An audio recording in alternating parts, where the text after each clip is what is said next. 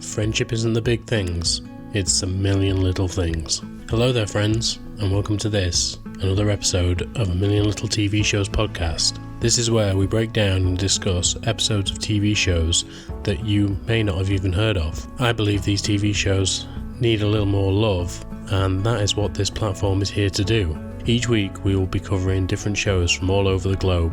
We'll be breaking down each episode, giving you the main highlights, and going through it bit by bit. But for now, I think it's best that we find out what's on the menu today.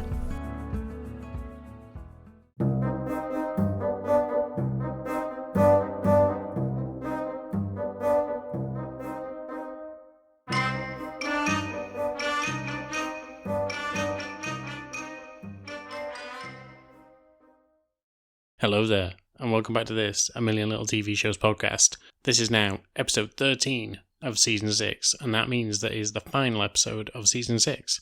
And since it is the final episode, we're going to be wrapping up on a series that we've been watching throughout. And that series, you know it already, you've seen the title, it's Santa Clarita Diet. Now this has been a great series so far. Season 2 is just as good as season 1. I absolutely love this show so much, it makes me giggle my arse off.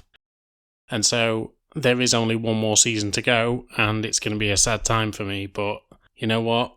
It's been worth watching it again. It really has, because it's fucking great. It's so funny, and the acting in it has just been phenomenal. I will always say Timothy Olyphant is one of my favourite actors, because he's just great in everything that he does. Whether it be Deadwood, Mandalorian, or something like this. Don't quote me on Hitman, I never watched it, but if you did, then fair play to you. But this, he's just been great, and this show has been fucking so funny. So, we're going to get into it. So this is Santa Clarita Diet, Season 2, Episodes 8-10.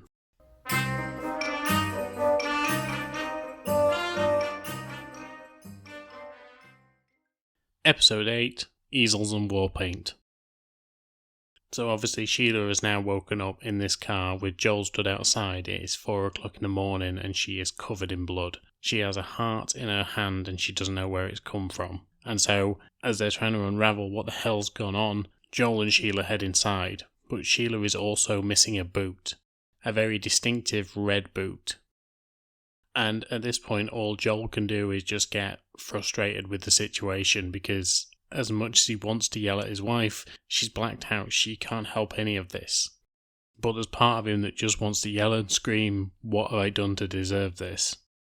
After getting Sheila cleaned up, they head down to the storage bin to see if there's any more new body parts in there, but there doesn't seem to be. It just seems to be the 2 Nazis that they've already killed, and a little bit of the Serbian that Sheila killed earlier on in the season. And so Sheila still suspects that she's killed Carl, but now they have to find out where she killed Carl. Joel heads over to the officers, but Carl isn't in yet, and he's missed his first meeting, so they don't know where the hell he is at all. As they wait outside, Joel and Sheila start talking, and Sheila just doesn't know what to do. She thinks that she's going to jail and that this is going to be it for them. Joel's trying to comfort her, but she is just a little bit hysterical at this point, as we see in the background a car pull up. And then Carl steps out of it. And it's a long old time until they actually see him. Like, obviously it's TV, but it's like 2 or 3 minutes. He's stood behind them, fucking around. I think he's like stood in something, and he's just messing around outside the officers, and they don't even look his way. Eventually, he screams out, because whatever he's got in his shoe has annoyed him. And that's the only time that Sheila and Joel both see him. He comes over and he blames Sheila for what happened the previous night. Essentially, that she left him with this guy, this investor, because he couldn't do the spiel for the eco-homes that she wanted him to invest in. He ended up taking him out to a strip club all night and rearranging the meeting for today at 5. Sheila thinks that she's going to be attending it, but Carl tells her, "You're fired." Sheila tells Carl that you can't fire us, but Carl says, "I'm not firing both of you, I'm just firing you. I want Joel at this meeting later." Joel gets all tongue-tied and doesn't say a thing, and Sheila is really expecting him to stick up for her. Eventually, when he speaks to her later on, he tells her that we can't be both out of work right now. We both need to be looking to do something, even though they've been a team for the last 20 years. Once they get back home, Lisa comes over to see them. She thanks Sheila for what she did the previous night because apparently she was an absolute ball of energy and really helped out both Lisa and Anne in their situations. Because Anne is such a religious person, Lisa is actually willing to get baptised for her. Also, the other reason is because Anne won't get her tongue pierced until Lisa is baptised, and Lisa wants her to get her tongue pierced for sexual reasons. She's very sexual heavy, which crops up a little bit later as well. But also she informs them that Anne has taken Sheila's advice because she actually set up some easels in the basement and just started doing some painting instead, getting her creative juices flowing instead of doing the investigations that she was doing before. And so Sheila thinks that she's done a good thing because if Anne's off her trail, then that means that they can actually start to relax a little bit. Abby comes down and discovers a body in the freezer. Without alerting Lisa, she essentially tells them that there is something in the fridge. Eventually Abby walks out Lisa and tells her that she needs to go and see Eric anyway, so she'll come with her. And Joel and Sheila look inside, and it's the Nazi that was living with Boone. And so now at least they have an answer as to who Sheila killed, but they don't have the answer as to where Sheila killed him and where her missing boot is. It's also been noted by Anne that she really likes those boots and that she really wants a pair. So if a cop ends up finding these unique boots that she's seen on Sheila earlier on out at a crime scene, she's going to know it was Sheila straight away. And like I've said, Lisa's highly sexual appetite comes to the head when she actually starts talking to Abby on the way out. She starts asking whether Abby's going to start dating Eric at any point, and she's like, no, we're just friends. But Lisa shares a bit too much information by telling Abby that her son's quite well endowed. Even the nurses said so when he was a child, so maybe you should get in on that, which is one of the worst things I've heard talking to a mother. But that's Lisa for you, she's just so open about everything. Sheila and Joel head over to where the Nazi was working, because they found he was in uniform when Sheila actually killed him. They head over, there's no police tape about, so they think that they might be okay. Sheila and Joel both discover that there's a video camera there, so they know that there's video inside. They head in to go and have a look what happened, and they see when Sheila actually killed this man, and also what happened to the boot. Oddly enough, the little dog that's behind them has it, and Joel retrieves it.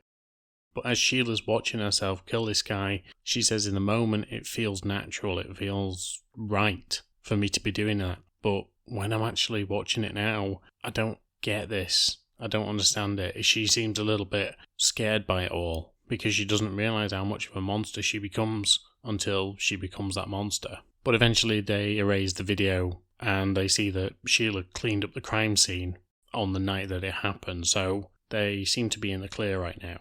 And so with that mess all cleared up, Joel goes back in to work to go and see about this meeting. Once he starts having this meeting, however, everything goes really well and Carl is really impressed with him. However, you can see that he is just doing the presentation that Sheila had made and that he kind of misses her. When he gets home that night, he speaks to Sheila and he tells her that the meeting went really well, but afterwards he quit because it's not right. He needs to be with his wife. And then he pulls out a business card that says the words Hammond Realty on it, and he tells her that they should go into business for themselves. Abby, however, once she goes over to Lisa's to see Eric, she actually goes upstairs and talks to him about what's going on that night. They're meant to be doing this whole breaking into this fracking yard and changing the sign that's up there, some sort of graffiti.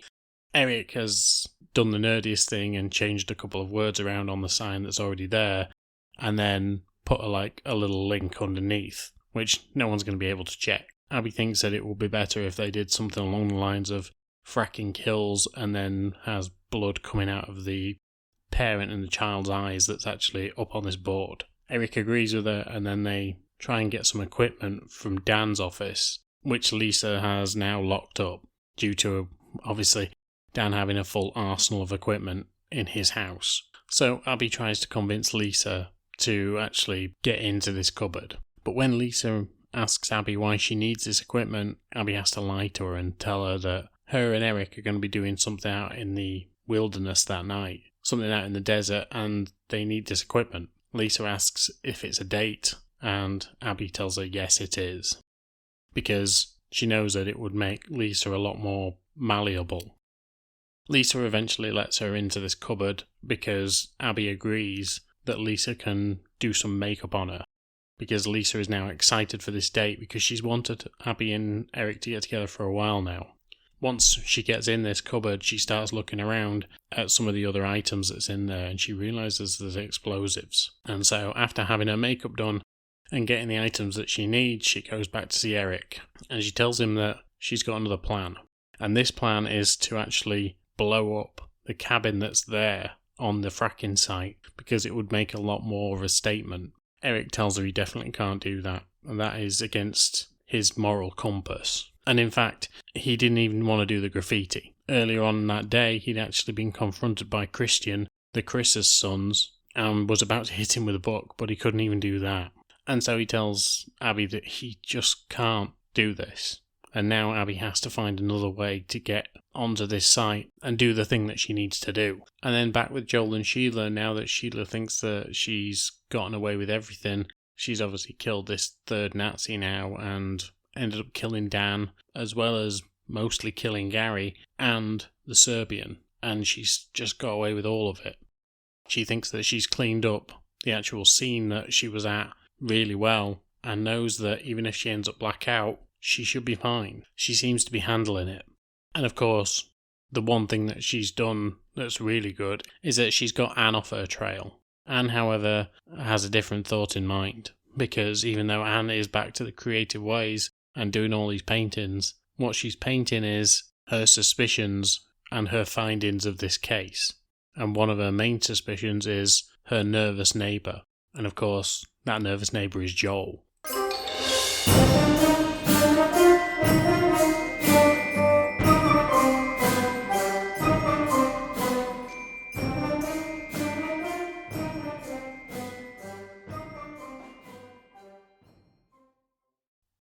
Episode 9, Suspicious Objects.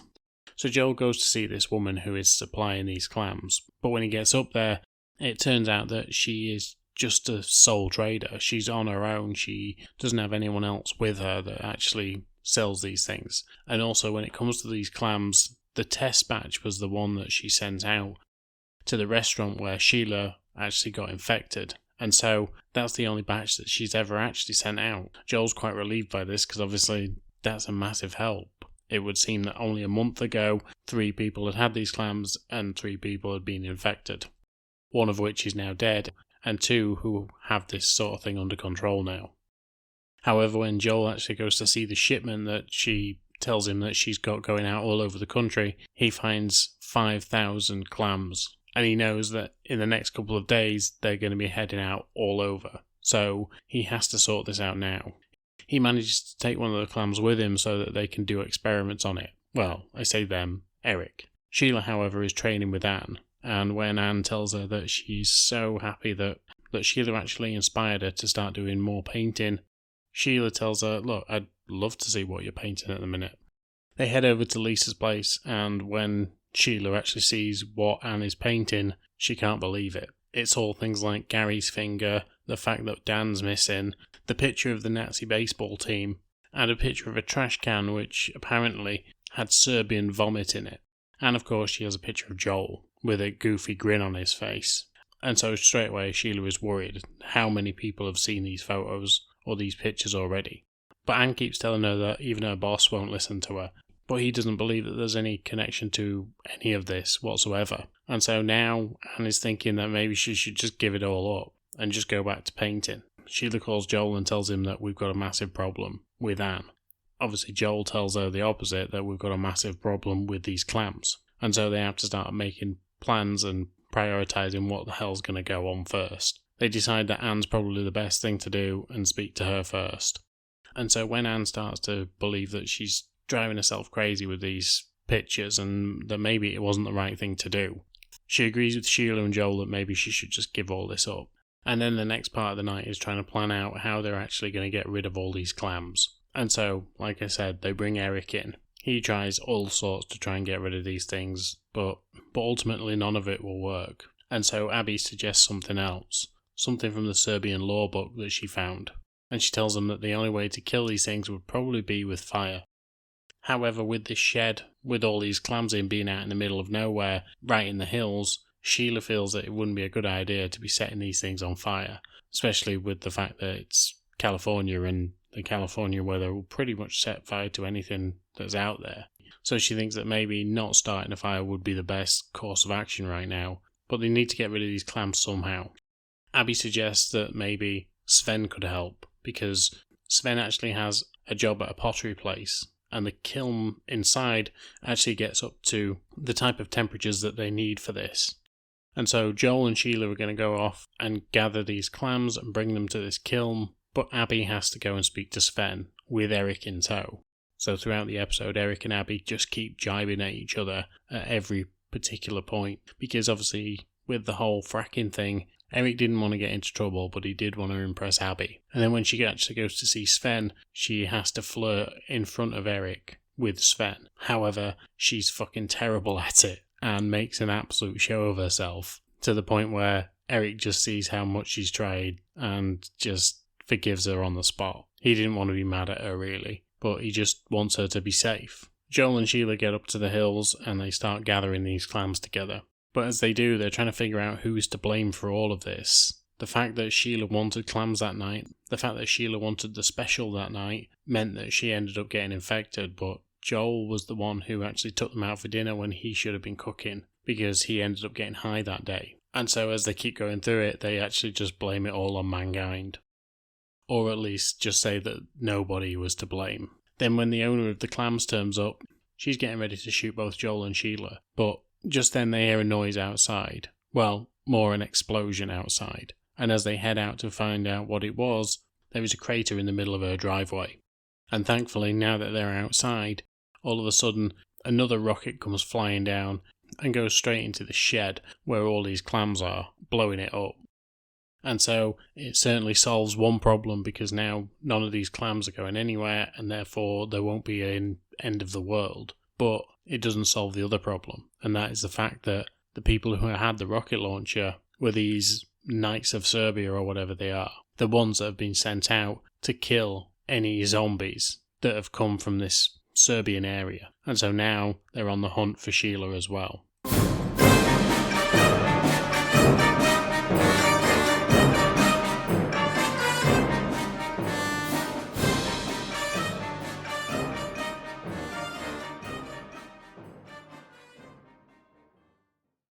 Episode 10, Halibut.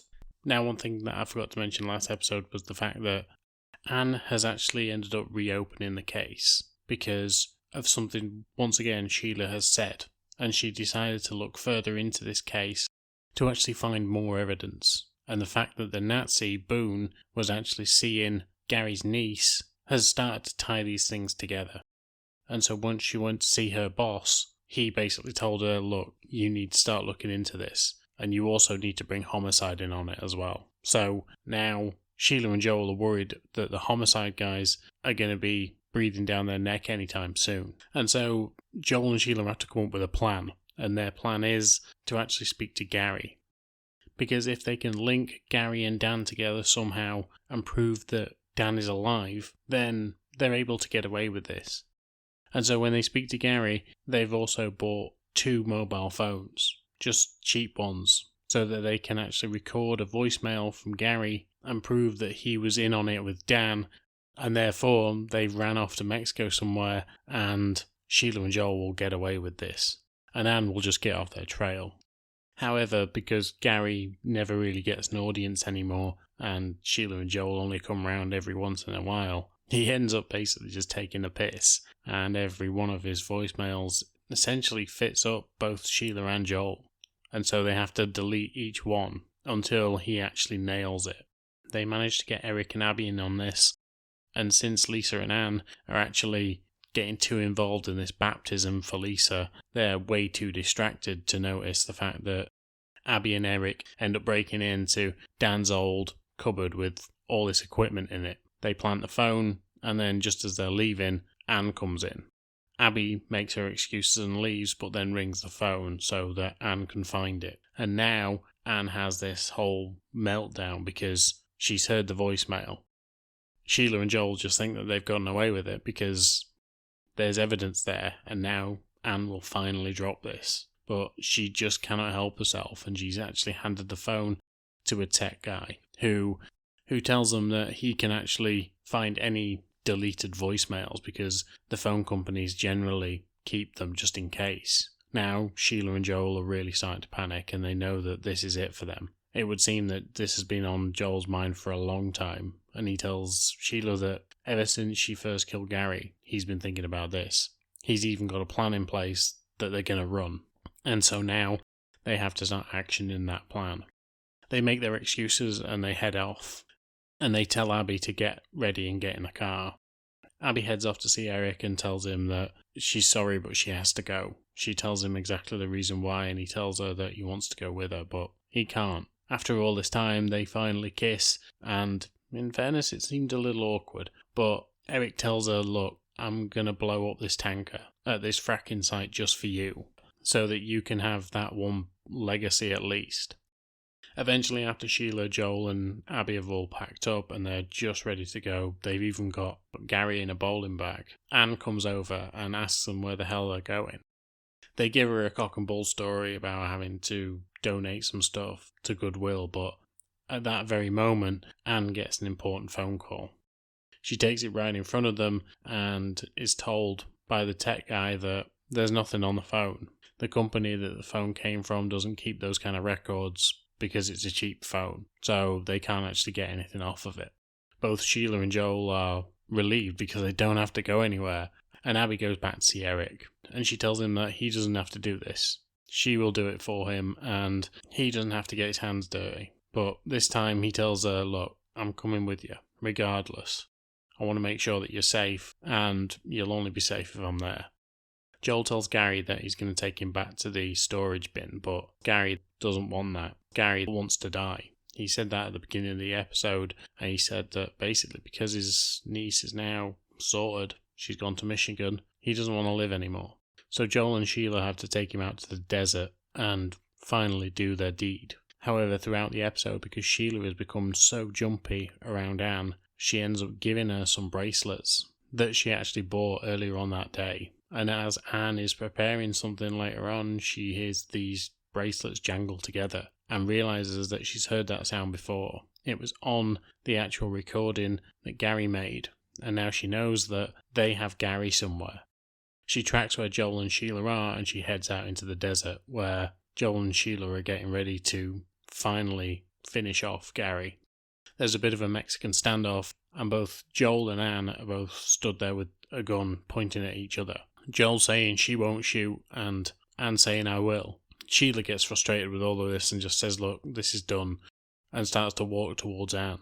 But Anne shoots her in the stomach, which obviously won't affect Sheila at all. She then begins to continue to walk towards her once Anne is freaked out. Anne, being so religious, decides that this could only be an act of God and says exactly that. You've been chosen.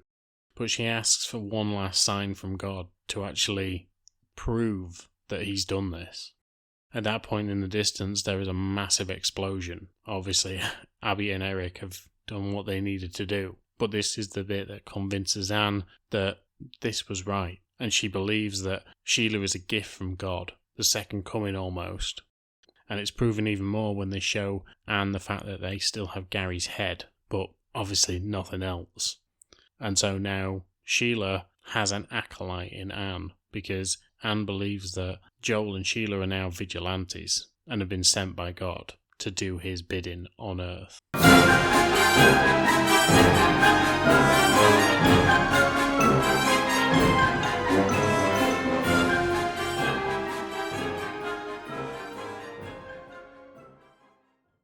Okay, so this season was so much fun. I fucking love this show. I genuinely do. I totally forgot how it ended the second season. It was crazy. I knew the first season ended how it ended, but the second season I just couldn't place what happened. Even when I saw Anne come into it, I couldn't remember how it ended up coming to this. And I genuinely can't remember what happened in the third season, but I can't wait to watch it now. And I know it's coming soon because obviously I've replanned things and I just want to get to the end of this series as soon as possible. So, that's going to be coming not next season, but in the season after that.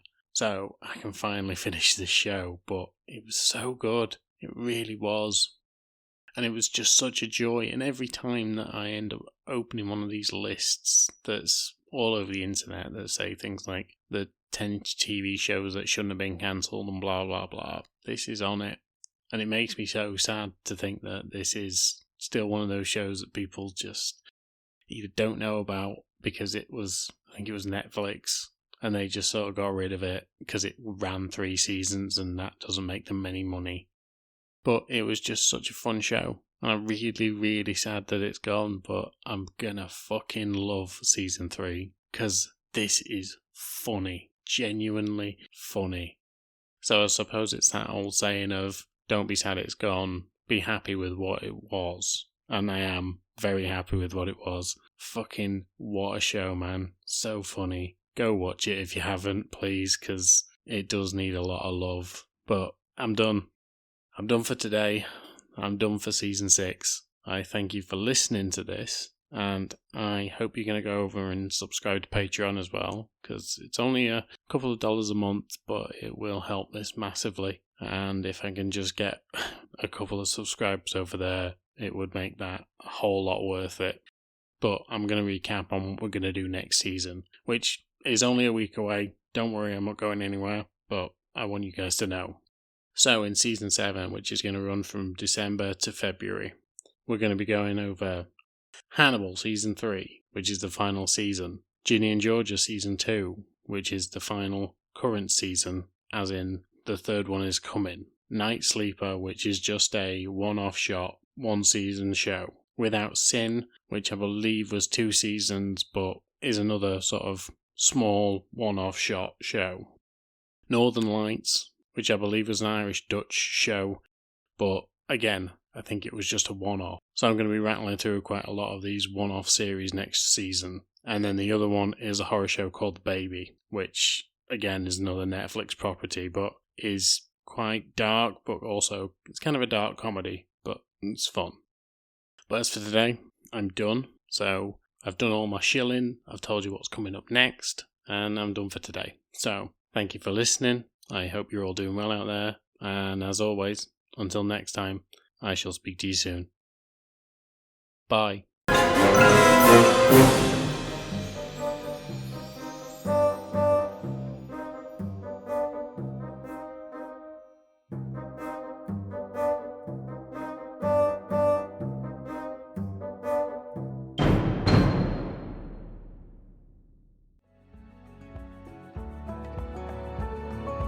And that is it for now, amigos. And yes, I am as angry as you are at me for that sentence, but I hope you enjoyed the show and had some fun along the way. It means a lot that you are listening and supporting me. This is an independent podcast after all, and doesn't get a lot of backing, so it is great to know that you're out there, you're listening. And if you want to come talk to me on any of the platforms I'm on, just come say hi. I'm on Instagram, I'm on Twitter, and I'm even a little bit on TikTok. I don't post that much, but I'm on there. And you can also drop comments in the comment sections on any of the platforms, Spotify, Apple Podcasts, Podbean, wherever you get your podcasts from. But as always, thank you for your time, and I will speak to you soon.